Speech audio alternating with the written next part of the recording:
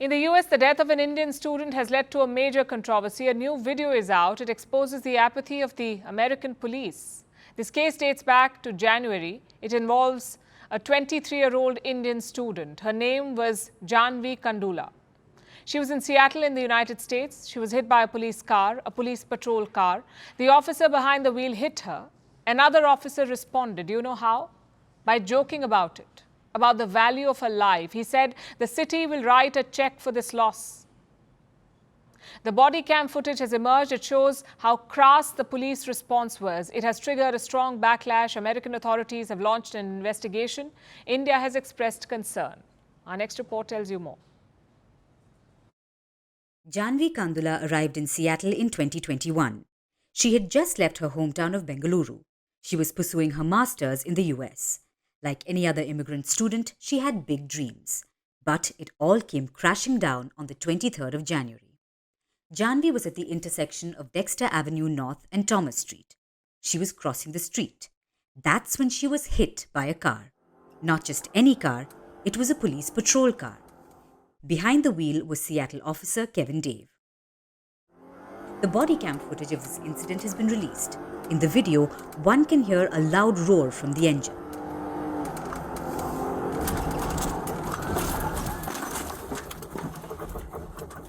The speedometer shows that the car was going at 119 kilometers per hour. According to the police, Kevin was responding to a high-priority call. He should have been sounding the car's siren, but according to officials, he wasn't doing it consistently.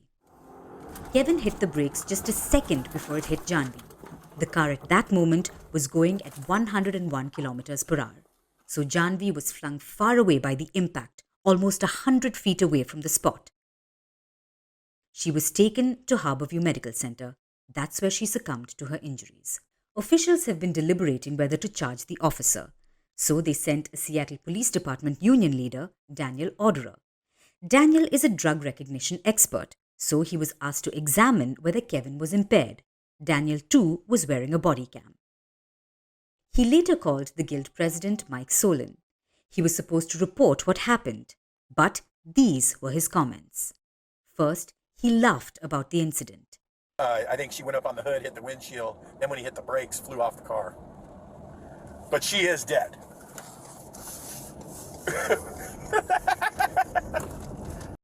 Then he said Jaahnavi's life had limited value, and then added that the city should just write a check for $11,000. That's all he thought her life was worth. Yeah, just write a check. Just $11,000. She was 26 anyway. She had limited value. Daniel says his comments were taken out of context.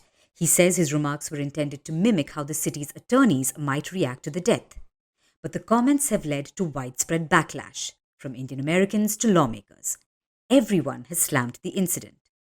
So what is the United States doing about it? The Indian consulate has raised the issue, asking for action against those involved. The US government has since swung into action. An investigation is currently underway. In a letter to the Kandula family, the Seattle city mayor says the comments were of just one person and that it doesn't reflect the feelings of the city. While the death of Jaahnavi is a tragic incident, this isn't a singular event. It's a stark reflection of the issues plaguing US law enforcement.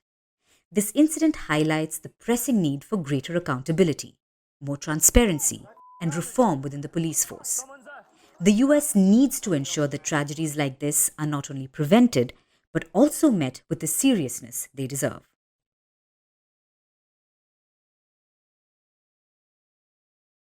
Now let's turn our attention to West Africa. It's been an eventful week in Niger. The country was hit by a coup in the month of July, and now the junta is in charge. They seem to be employing two tactics against the West, almost like a carrot and stick approach. The carrot is reserved for the US and the American military operations in the country. The stick is for France. Now, before the coup, Niger was working with a host of Western nations like France, Germany, Italy, and the US. All of them had a military presence in Niger. The US has more than 1,000 soldiers in the country. They worked with other foreign troops and Niger's military. They fought terrorists in Africa's Sahel region. But on the 26th of July, all of this stopped. That's when the coup was announced. President Mohamed Bazoum was removed from power. He was imprisoned by Niger's new military leaders. So what did these foreign troops do? The foreign troops deployed in Niger, what did they do when the coup happened? Most of them stayed put in their bases.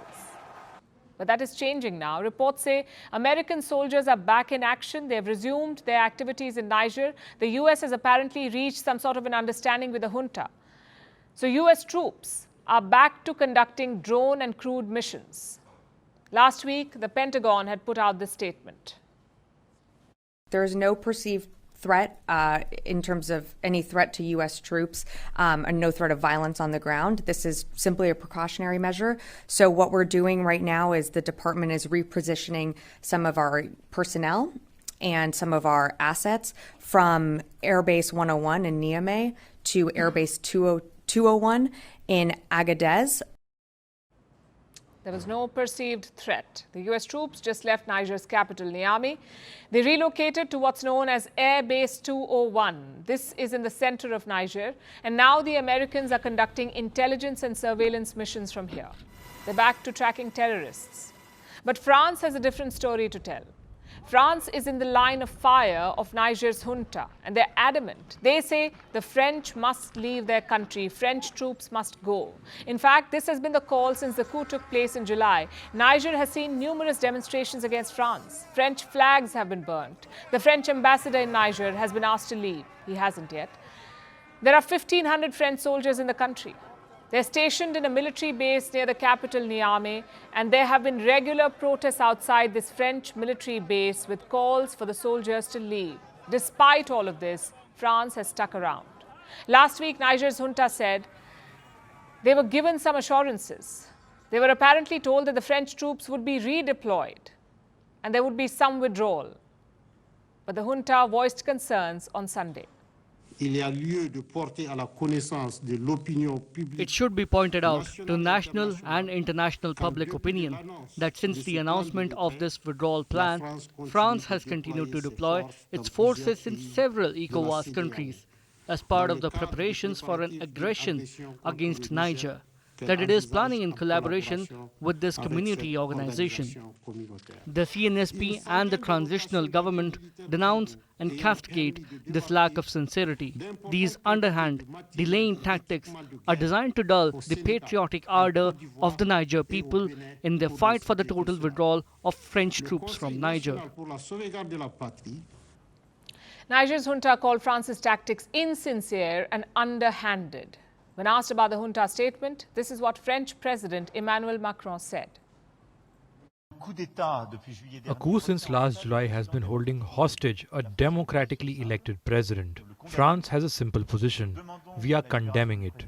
We are demanding the release of President Bazoum and the rehabilitation of the constitutional order. We do not recognize any legitimacy in the statements of putschists. President Bazoum has not renounced to his power, and so, if we ever redeploy, I would do so only at the request of President Bazoum and in coordination with him, not with those responsible today for holding a president hostage.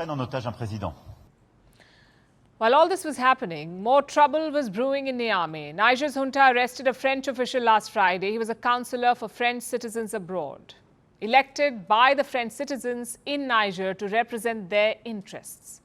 The French Ministry of Foreign Affairs issued an alert on Tuesday. They demanded his release. The next day, the official was set free. This arrest had the potential to cause an escalation, but it seems Niger's junta did not want that. The arrest may have just been a warning, a reminder to France that things could get worse. So how will Paris react to this? Will Macron finally agree to leave, or will the move strengthen his resolve to stay? We'll find out in the days to come. More than 5,000 people dead, at least 10,000 missing, 300,000 people affected, entire neighborhoods leveled, many washed out into the sea, electricity and communication lines downed, hospitals and morgues overwhelmed, bodies left piled up on the streets. This is the scale of destruction in Libya. It is vast and catastrophic. Torrential rain hit the North African country this past weekend, leading to floods in its northeastern region. By then, the situation was bad, but the worst damage came when the floods burst 2 dams. This was near the coastal city of Derna. It caused waters to move with terrible ferocity and speed. They ravaged eastern Libya. Now, a quarter of Derna has been completely erased and several other cities have been affected. Then we heard that the dam had burst and the water had flooded the area. People were asleep and no one was ready. We lost 30 people so far, 30 members of the same family. We have not found anyone. The worst of the horror is far from over. Officials are still taking stock of the situation. The Civil Aviation Ministry says at least 5,300 deaths have been recorded. The Health Ministry says about 6,000 people have died. Meanwhile, the mayor of Derna says 10 to 20,000 people could be dead. And this should give you an idea of the sheer lack of clarity here. The coordination between government officials is poor, to say the least. One can blame damaged infrastructure for this. But that is not the biggest roadblock. That is not the biggest problem of Libya. Libya's political landscape is to blame for what's happening, for how its people are suffering. This country has been battered by more than a decade of conflict. Political rivalry has laid waste to Libya's state services. Now this country has 2 governments, 2 rival governments. One in the capital Tripoli, the one that the world recognizes, and another controlling the country's east, led by rival political factions supported by the military. 2 separate governments. The flooding happened in eastern Libya. Floods are ripping through eastern Libya, so they are the eastern government's problem, the one supported by the military. But it's a very big problem. It requires efforts from both sides. On paper, the government in Tripoli says it has provided aid, but the eastern government says it has not. And they need support from Tripoli because the international community recognizes only the government in Tripoli, in the capital. All the aid comes to the capital. If it is not passed on to the east, then people will suffer. They are suffering. There is no denying that the coordination is poor, and this has resulted in slow rescue efforts. It's been 3 days since the calamity struck Libya, and it's only now that there are some signs of a thaw. Reports say last night a ministerial delegation left Tripoli. They went to Derna and other nearby cities to assess the damage. International assistance has finally started reaching those who need it the most. Around 11 countries are sending aid or rescue teams. And here's something else that you should know. This disaster would not have been so bad had it not been for this power politics. I told you about the 2 dams near Derna that broke. These dams were aging, and Derna does not share good relations with either government, neither in the east nor in Tripoli. So this city, Derna, has got no support. It has faced long years of neglect. Also, the Libyan floods could have been predicted. They were caused by a storm. This storm was gradually approaching the nation, but authorities did not take any action. They did not study the water levels. They did not prepare an evacuation plan. If there would have been a normally operating meteorological service, they could have issued the warnings, and also the emergency management authorities would have been able to carry out evacuation of the people, and we could have avoided most of the human casualties. All of this is happening because there is no central authority in Libya, no one to shore up infrastructure, no one to draw up plans to save people, no one to take responsibility. Now there is fury and grief. The people of Libya feel abandoned. And while those in power have failed to help, locals and volunteers are stepping up. People from West Libya are coming to the east. They're supporting the affected population. They're sharing vital supplies like food, water, and first aid. They're helping dig up victims from the debris. They're pulling people from the sea. They're helping bury the dead. It's bad enough to be stuck with one failing government. It's worse to be caught between 2. Our thoughts and prayers are with the people of Libya. Now it's time for Vantage shots, images that tell the story. What do you do when you get a new car? You definitely show it off to your friends. Well, world leaders are no different. Russian President Vladimir Putin invited North Korean leader Kim Jong-un to check out his Russian-made limousine. In the United States, a furry fugitive led the police on a wild chase. The pet lemur had escaped from its home, but it was later caught. And soon you could be flying to hospitals. An Israeli startup is testing its flying taxi for a quick ride to the hospital. Finally, we are also taking you back in history. On this day in 1960, Iraq, Iran, Kuwait, Saudi Arabia and Venezuela founded the oil cartel OPEC, the Organization of Petroleum Exporting Countries, OPEC. In the next 2 decades, OPEC restructured the global system of oil production. Currently, the OPEC accounts for 30% of global oil production. We're leaving you with that. Thank you for watching. We'll see you tomorrow.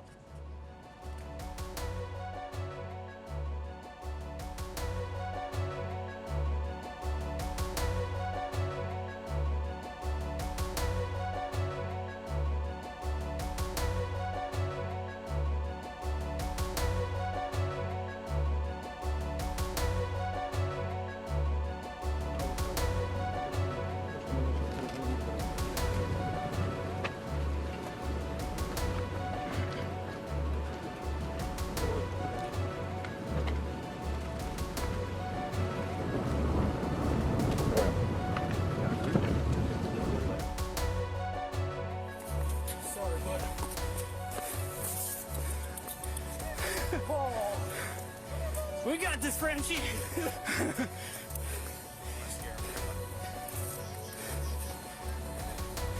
I'm getting like a tree or something.